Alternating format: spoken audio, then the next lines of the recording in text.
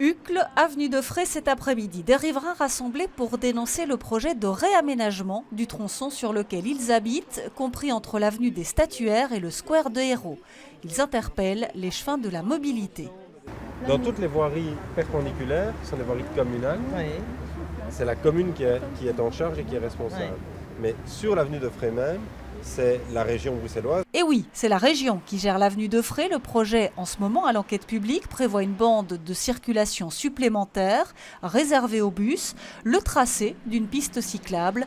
Mais il va falloir faire de la place. Il faut en effet élargir la voirie pour permettre encore la circulation automobile qui doit aussi se faire. Et donc les trottoirs sont en effet un peu restreints. Quelques arbres vont être abattus. Et puis ce qui passe mal du côté des riverains, c'est la suppression des places de parking. On est en plein dans le théâtre de l'absurde. Je ne vois pas du tout ce que ça va apporter parce que ça va juste avoir un effet d'entonnoir. À la commune, on prend le problème dans sa globalité. 16 km d'itinéraires cyclables régional sont prévus sur son territoire. Une bonne chose, mais cela coince sur quelques points.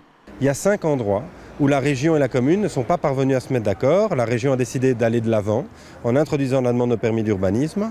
Mais nous savons, par exemple, qu'ici, l'aménagement pose d'énormes problèmes sur une voirie qui est régionale.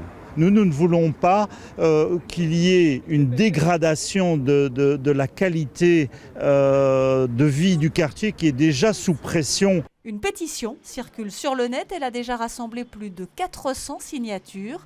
La commune rappelle que pour ce projet et l'ensemble de l'itinéraire cyclable régional, l'enquête publique court jusqu'au 28 octobre. Or, les riverains ne se font pas entendre.